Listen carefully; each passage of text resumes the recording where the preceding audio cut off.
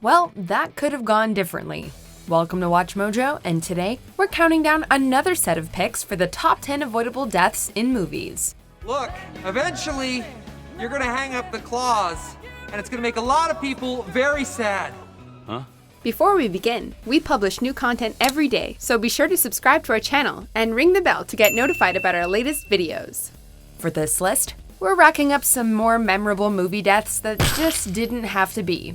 Oh, and if you're thinking of a demise that should be here, be sure to check out our first list on the topic. Off you go then. Nah, man, you're pulling your leg. It's crucifixion, really. Number 10. Half the Universe. Avengers Infinity War. Like death, Thanos claims he's inevitable, but we're not so sure. Yes, he's one of the strongest beings in the known universe, and picked up Infinity Stones like they were daisies, but our heroes would probably play things differently were they to get another chance. What if Loki hadn't revealed the Tesseract? What if Scarlet Witch had killed Vision to begin with? What if Quill had kept his cool on Titan? And gosh darn it, what if Thor had gone for the head? You should have gone for the head. These questions boggled the minds of characters and fans alike for a long time after. While Doctor Strange claims there was no other way, it really didn't seem like it at the time. Number 9. XForce Deadpool 2. Going into this superhero sequel, hopes were high for the spin-off super team XForce. Isn't that a little derivative? That is, until the movie pulled a bait and switch on the audience, taking out nearly every would-be hero almost as soon as they were introduced. It was a simple setup: parachute down to the prison convoy and break out a young mutant. Only most of them didn't get that far, as high winds diverted 4 of them into sudden death. While the powerless Peter lands safely, it isn't long before he too meets a grisly end at the hands of some acidic vomit. Oh well, at least Deadpool turned back time to save his sugar bear in the mid-credits sequence. Go home, sugar bear, go home. Number 8. Derek's roommates, Zoolander. The male models in this movie aren't the sharpest tools in the shed. Case in point, when Derek and the gang look to turn his frown upside down with some orange mocha frappuccinos. They get a little too celebratory during a fuel up at a gas station.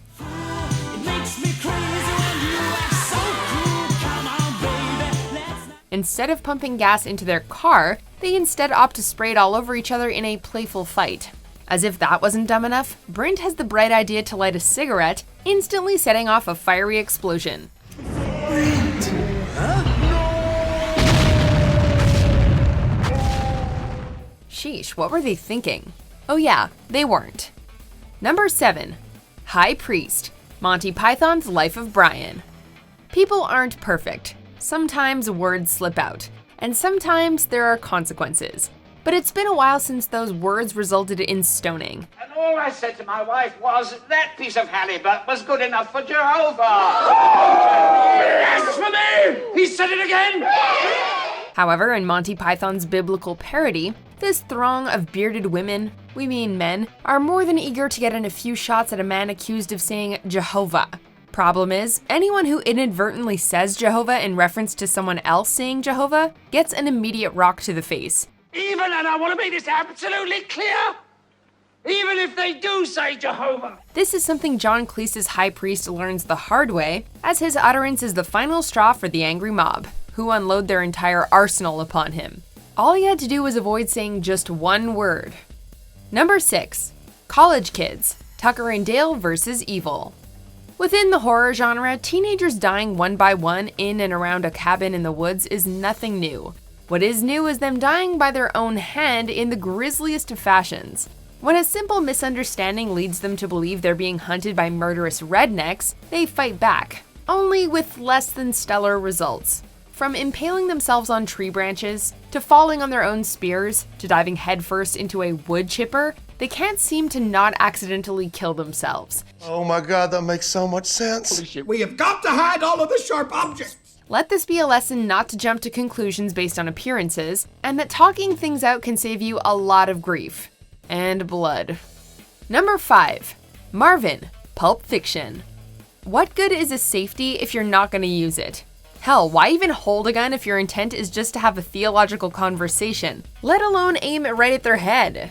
These are questions Vincent Vega certainly asked himself after he accidentally redecorated the back seat with Marvin's brains. Hey, look, man, I didn't mean to shoot the son of a bitch. Going off, I don't know why. It proved to be an effective and humorous jolt for the viewer, especially considering how it could have been easily avoided had Vincent taken a class in gun safety, not to mention basic etiquette. Of course, Vincent and Jules are more worried about the car than the victim. Hey, accidents happen? Number 4. Jonathan Kent, Man of Steel. We thought Superman was supposed to save people. Not so initially in Zack Snyder's gritty take on the character. Before his demise, Jonathan Kent was convinced the world wouldn't accept his superpowered son, and so discouraged Clark from revealing his true self no matter the cost. People are afraid of what they don't understand. Well, turns out the cost was the elder Kent's life, as he gets caught up in a tornado while trying to help a dog to safety. Clark feels compelled to save him, which would have been virtually effortless, but with one hand gesture, Jonathan convinces him otherwise. Yeah, in retrospect, he probably should have just done it. Number 3. Sirius Black, Harry Potter and the Order of the Phoenix. This one hurts. When Harry has a vision of his godfather being tortured by Voldemort, he understandably takes action. Where's Sirius? Upon arriving at the Department of Mysteries, the group learns that the vision was false, tricking Harry into falling into the clutches of the Death Eaters. In the ensuing battle, the real Sirius arrives to save the kids, only to be suddenly struck down by Bellatrix Lestrange. While we empathize with Harry's emotions and subsequent decision, in hindsight, it's hard not to wonder what would have happened had he persisted in contacting the Order first, or even Sirius himself through the Flu Network. We were just getting to know and love Sirius. Why did he have to go? Number 2. Dr. Andrew Fastback, World War Z. Say what you will about the film's use of CGI, the zombies depicted here are some of the most intimidating put to screen. That said, sometimes running isn't the best plan, especially when you let your fears get the better of you and you're holding a cocked weapon. Keep your finger off the trigger. Instead of letting the soldiers handle the few zombies that attack them, Fastback's flight reaction kicks in. As he turns to ascend back up the plane's steel ramp, he doesn't account for the excessive rainwater, promptly slipping and putting a bullet in his head. Sometimes survival is as simple as watching where you're going, as White Boy Bob's demise in Steven Soderbergh's Out of Sight also proves. Just watch where you're going, okay? Before we unveil our top pick, here are some dishonorable mentions. Hard left, here.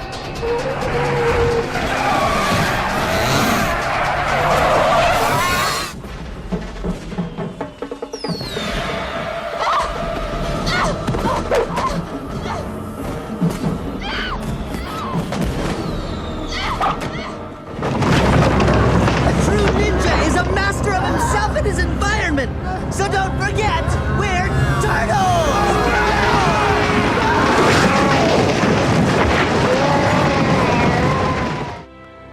At some point in our lives, we all wanted to be a superhero.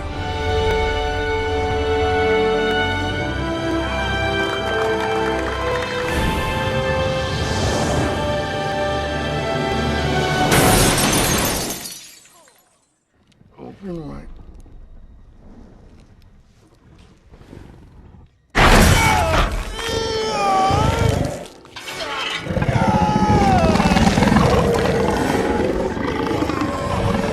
Number 1. Security Guard, Austin Powers' International Man of Mystery.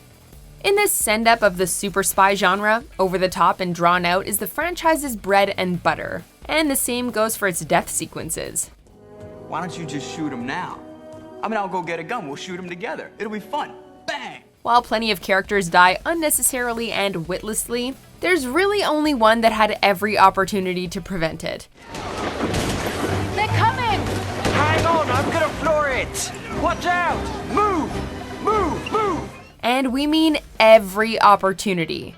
When Austin and Vanessa storm the nefarious Virtucon headquarters, they find themselves commandeering a slow-moving steamroller to evade the guards. One guard, however, finds himself directly in their path, and accepts his fate way too early. Hilarious as this scene is, all he had to do was take a step to either side, and with plenty of time to spare. Hell, you have a gun. Just shoot him. Ugh, henchmen, are we right? Do you agree with our picks? Check out these other great clips from WatchMojo, and be sure to subscribe and ring the bell to be notified about our latest videos.